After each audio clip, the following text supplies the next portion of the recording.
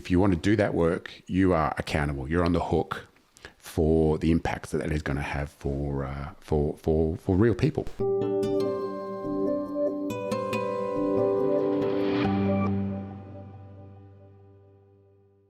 Yeah, and I think that this is the piece that, even when I think about the responsibility I have as I encourage business leaders to start to think differently about the role that their business can play, the component here is saying there's a whole bunch of stuff that you're really good at as a leader already and as someone running an established business. Part of what we're trying to do is to give the tools and strategies and things that mean you can tune into and maximise your own brilliance, but then identify where you need to call on other people's brilliance, because this risk massively increases when we start to muck with things that we literally have no idea about. And one of those pieces that I have seen happen often is when people still have this approach to thinking about doing good and making money in two different camps, and they see the doing good bit as the easy, like, oh, that's the soft stuff, and we'll go and help over there. Yeah.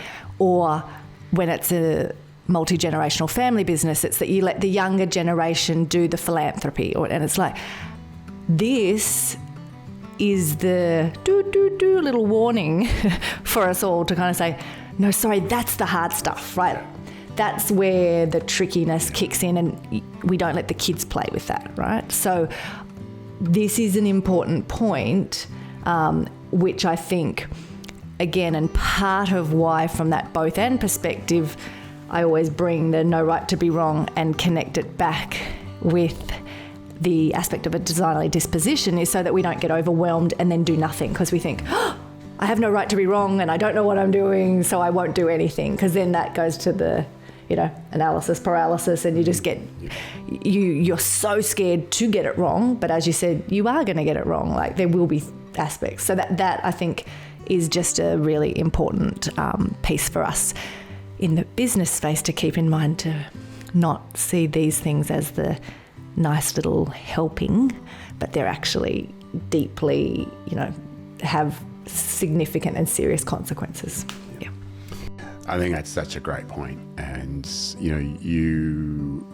I'm not speaking to every business, of course, but you may have, say, a business that trades in some technology, and there's absolute expertise and finesse and difficulty and knowledge, and that's wonderful. But you're exactly right, is if you then, from the very best of intentions, want to go and intervene in some social situation, you're right, that is the tricky stuff. Yeah. So I think that's where this idea of design disposition can be really helpful. So perhaps if I could just talk to design disposition on its own for a moment, and then we can look at how bringing those two things together can be a really useful idea.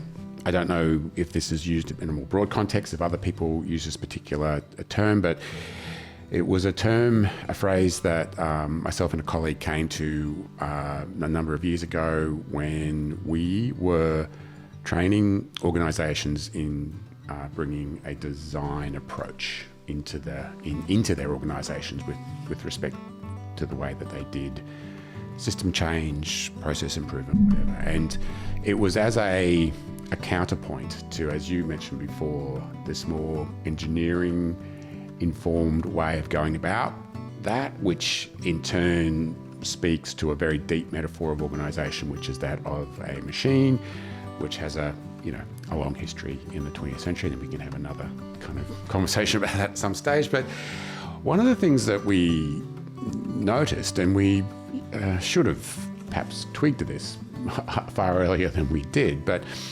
we could provide all the process, all the tools, the design, craft. We could do projects with these people, and these were, they were bright, they were capable, they were competent, but they weren't schooled and skilled in design. And what we noticed was what they were missing was what we called a design disposition. And what was interesting was that my colleague was a designer and she had never been taught design disposition, but just through almost like an osmotic process. And I think it goes beyond just thinking, it's being. It's a kind of like an ontological stance, if you like.